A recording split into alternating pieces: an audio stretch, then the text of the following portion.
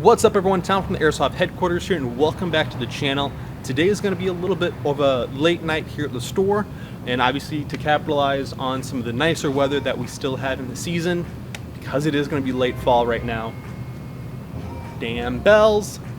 I'm going to capitalize on the nice weather. So out here with the bay door open, and we're just sitting here enjoying the weather. But that's not why I brought you guys here today. But before we actually get into the business of looking at the new KWA TK.45 models, got a quick little ad read for you. I think I'm wearing the exact same shirt as I was in that ad, so we're gonna run that for you. Hey guys, do you like deals? Well, I want to give you a deal. Because YouTube absolutely refuses to make sure that I'm able to make a living, I'm offering you guys a special promo code to my website, airsoftheadquarters.com. If you go and you purchase at least $75 worth of products and you enter promo code YouTube, all lowercase, you can get the chance to get some free swag. I'm clearly too influenced by Donut Operator. When you use this promo code, you have a chance for us to randomly select a patch in order to throw into your order, which means you get free swag. Not only that, but one of the patches could be one of our limited edition store collaborations with the Airsoft Arena. Comes in one of 3 colors. Also, these are limited edition run, which means this is a 1 in 100. I'll throw that in my stuff. You can have that for yourself by using promo code YouTube at checkout. And my light just went out. Woo! Back to the video. And welcome back. So with the KWA TK.45s, these are not exactly brand new to the airsoft market. We have seen these before. In fact, we saw these first come onto the market 2 years ago. Unfortunately, we did get a very long timeline where we couldn't get these in production, but these finally came back onto the market, and we have a new version to the TK.45 series. So the TK.45, like with other KWA rifle systems, are coming in the AEG or the AEG 2.5 gearbox.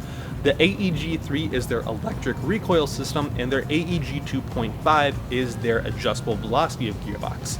Change that brightness and get this a little closer because we are getting a little bit more traffic. So within the KWA family, there are going to be different type of rifle systems, primarily the M4s. In fact, actually the M4 series are going to be one of the only ones that have the option of the electric recoil or the adjustable velocity, and that is in the X series specifically.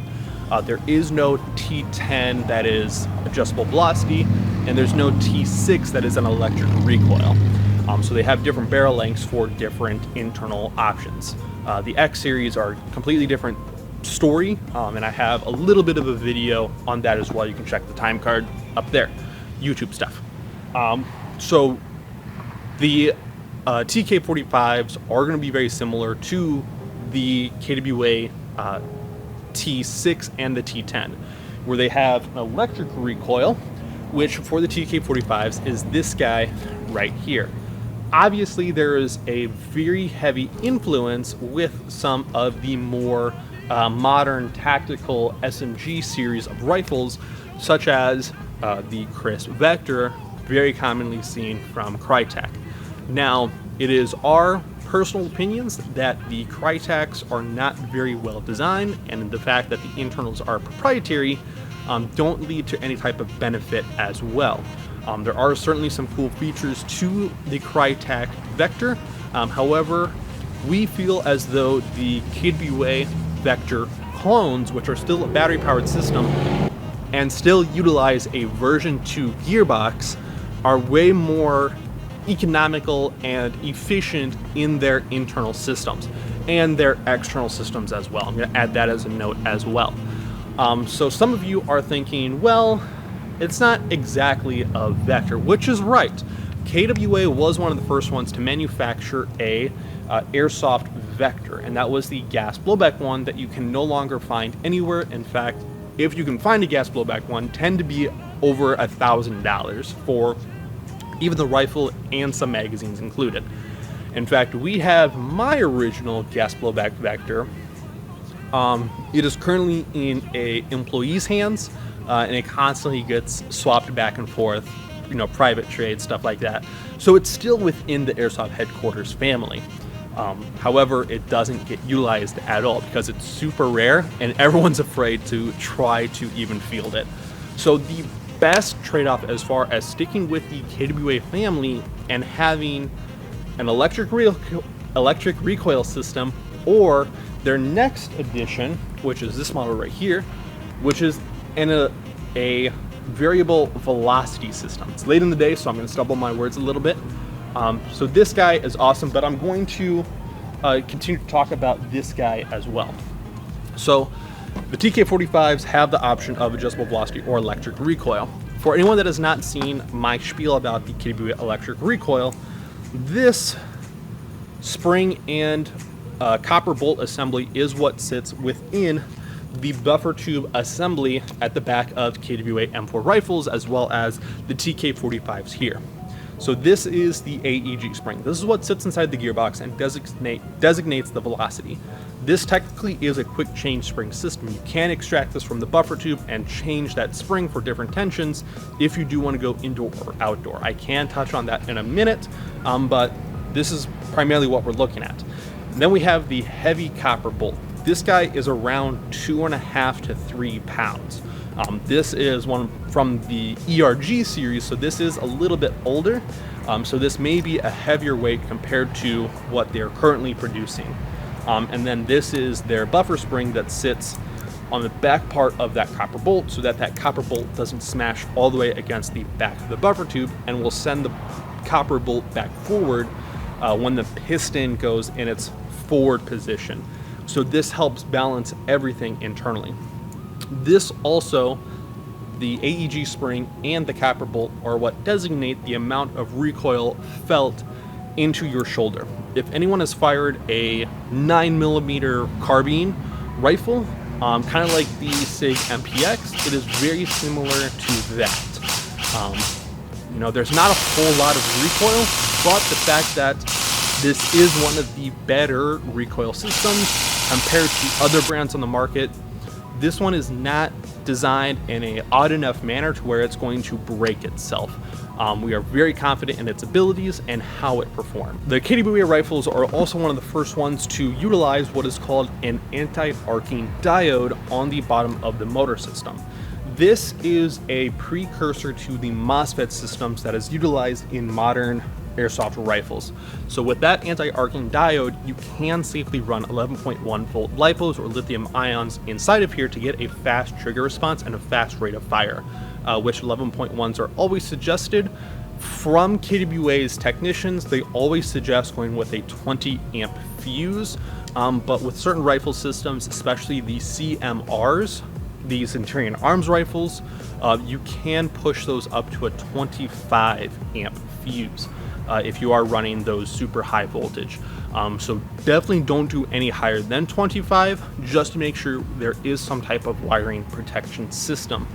So that's what we have there.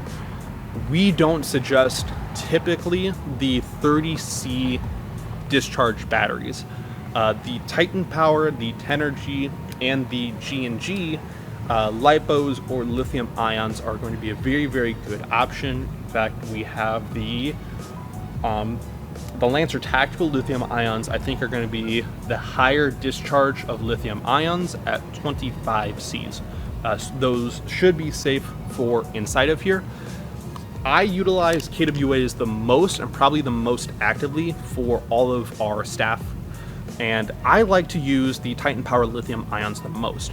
Now, I do tend to have all of my rifle systems tuned down to sub 350 feet per second, so I can still get a good rate of fire from those systems.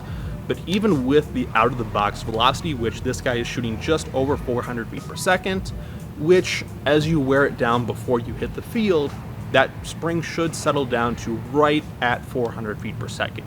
Instead of having a spring that shoots 400 feet per second, and then settles down to 390, 380 feet per second. So they're trying to get players to where they absolutely want to be, which is right at that 400 FPS limit. We know that players are absolutely trying to get as close to those field limits as possible. But the reality is, you know, you can go as low as you want.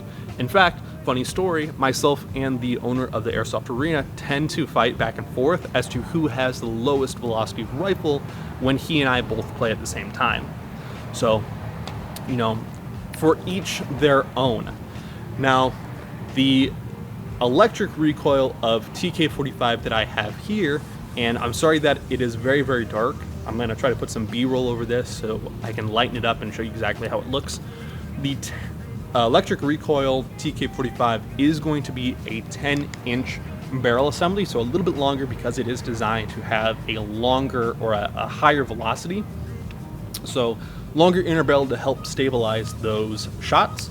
The very cool anodized orange tip, which has the very nice aesthetic orange tip. You know, players will compliment how nice this orange tip looks compared to other, you know, plastic or polymer orange tips that just have it spray painted on. So there is a lot of favoritism for this orange tip. We have an M-LOK rail system that is typical with KWA now, that are M-LOK on the 3, 6, and 9 o'clock positions. The 12 o'clock, which is the very top, is going to be all Picatinny. There's even a 4-slot Picatinny slot on the very front of the handguard system. So people that utilize flashlights, TLR1 specifically, those are a nice addition to these rail systems in order to have the space in order to tab that with your thumb. And, you know, it's very generously cut out as well. And they do include an imitation gas block system for your immersions. On the very top of the rail system is going to be the PTS flip-up front and rear iron sights.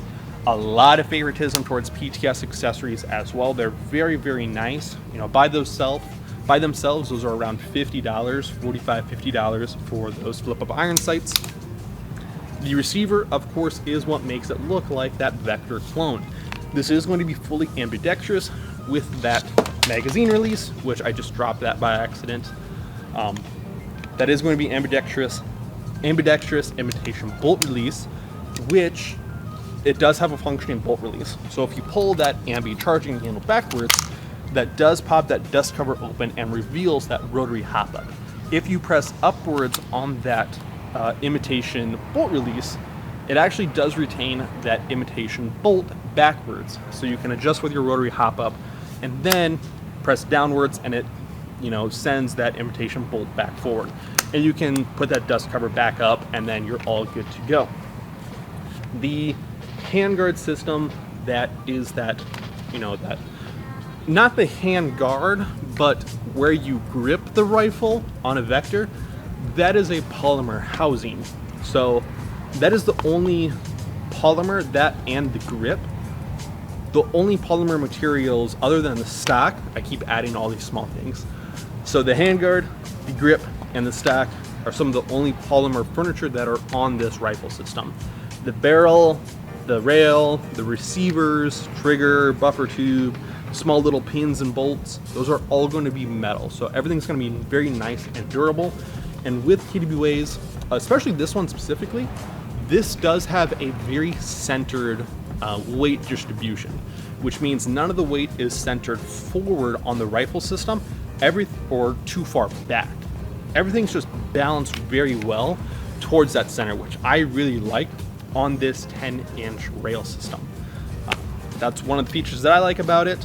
Your functioning safe semi-full auto. Like I said, it does shoot over 400 feet per second. And the rate of fire on this guy, I think, was around 19 rounds per second. We're gonna go back to the chrono camera and we're gonna double check that real quick.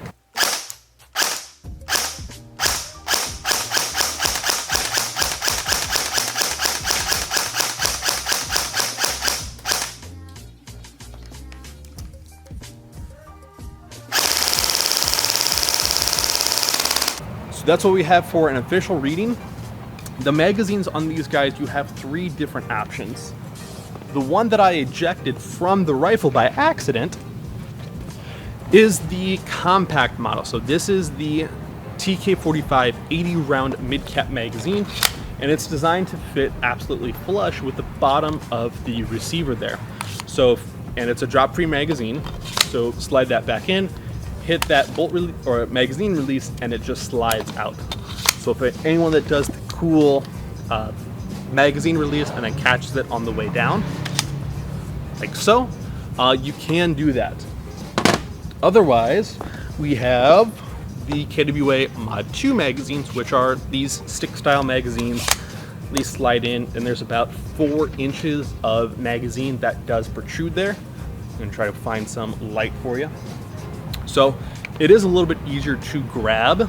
However, with a 10-inch rail system, I don't know why you wouldn't grab the magazine when you could grab the rail system and be that much more in control. But again, you can grab it and strip that away. And then we have the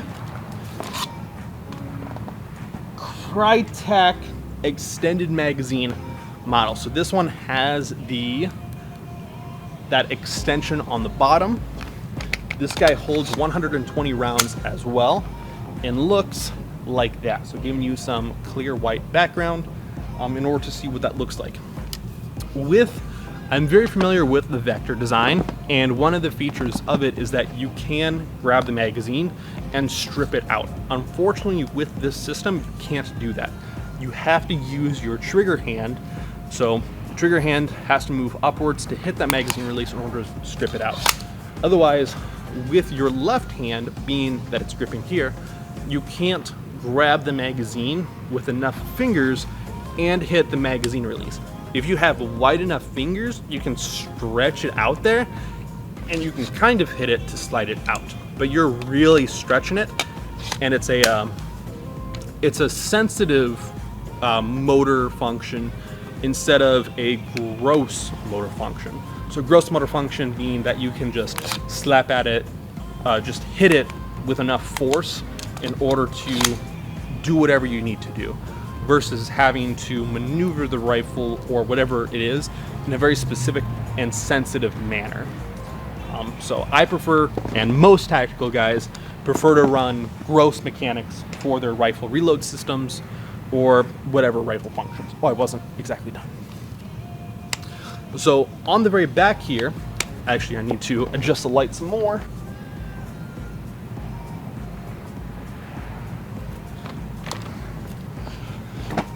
So the very back of the rifle system is going to be a PTF's enhanced polymer stock, which means it's a very nice stock. In fact, these are designed to run lithium ions. The very back compartment comes off here, and then you have all of this extra space back here for your Titan Power lithium ions. Plenty of battery space. Also comes with Dean's. So I can pull it out and show you all that evidence. Dean's connector. Woo-wee. We really like the PTS enhanced polymer stocks because, like I keep saying, you can fit those lithium ions, which are thicker batteries, but they're also just a little bit more comfortable. They have the nice rubber padding on the back there in order to stick into your shoulder and don't move around nearly as much. They also have quick detach sling mounts on the very back here, and that is one of the only places that has a quick detach system. Otherwise, you have the sling plate, which you can just hook your sling hooks onto, and we do have some quick detach sling accessories to attach to the rail system if you wanted to run a quick detach 2-point sling to the rail system and to the stock. So you can run uber tactile accessories on this rifle system. That is the electric recoil model. Moving over to the adjustable velocity, this one I have done a overview video on specifically, and that was one of the ones that I mentioned. Now on the TK.45C platform, they had a PDW style of stock. On the KWA TK.45C2, this is a new version of the TK.45C. They are still going to produce the PDW stock, and they are still going to produce this guy. Neither one are limited edition, and they're not canceling any other ones out. That was confirmed by KWA's rep, Tony.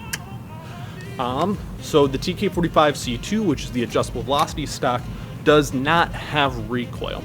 This is the one that absolutely tricked and fooled me into thinking it had a recoil system.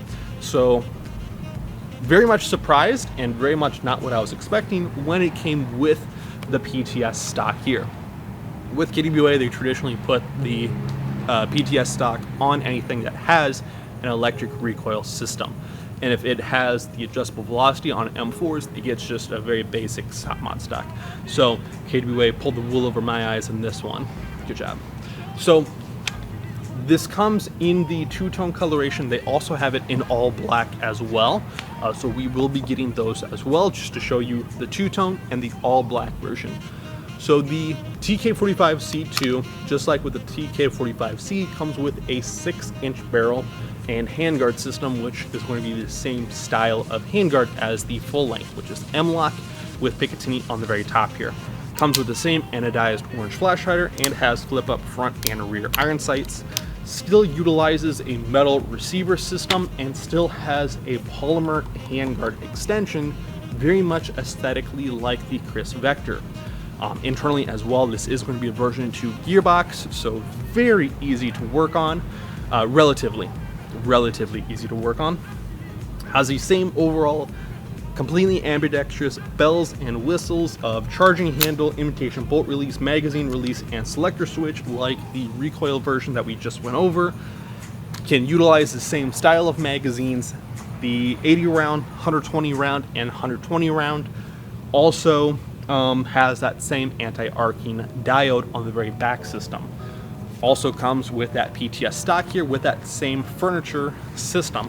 What is different is the fact that if we take the stock off by pulling downwards, also need to make sure that the wires are out of the way. Put that stock plate away and continue to pull upwards on this. We can reveal the stock system. Now, with the TK.45 C2, it does require the assistance of the tool that comes in the box with it. In fact, let me grab one of the adjustable velocity rifles that I have in my collection and show you the difference there. So this here is my KWA Ronin 47. So this utilizes a AK style of magazine, but is proprietary because it slides in like an M4 and not like an AK. But I'm bringing it just to showcase the very back part of the stock here. So this typically utilizes the PDW style of stock, which I've already taken off. So by unscrewing the screw here to hold the stock system to the receiver, like I'm doing right now,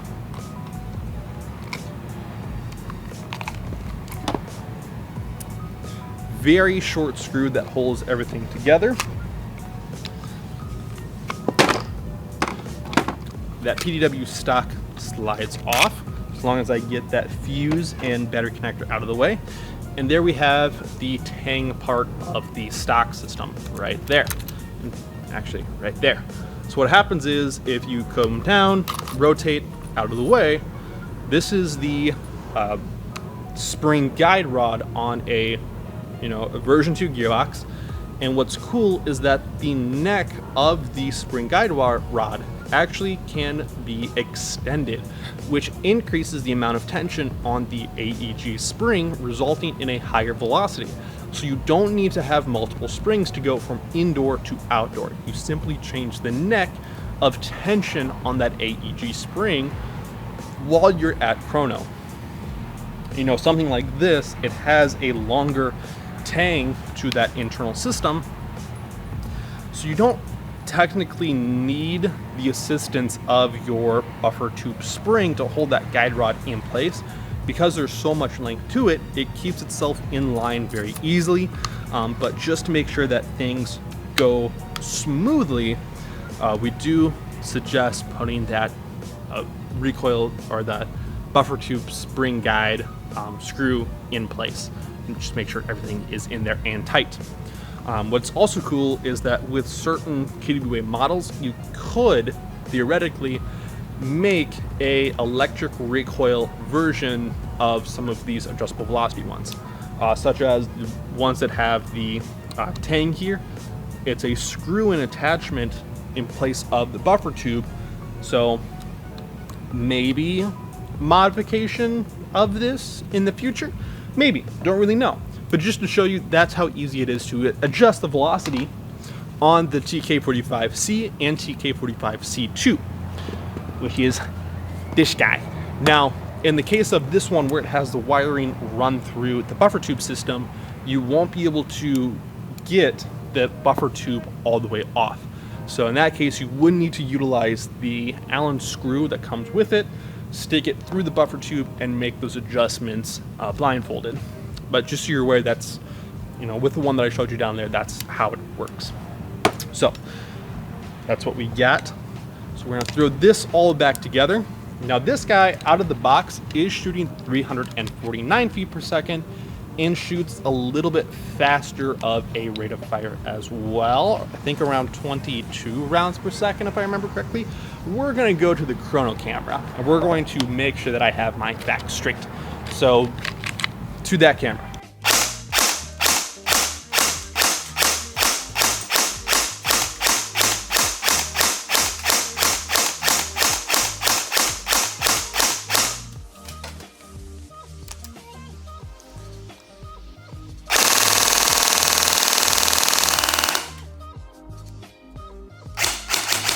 So that is what we have as far as information on velocity and rate of fire of the TK.45C2 specifically.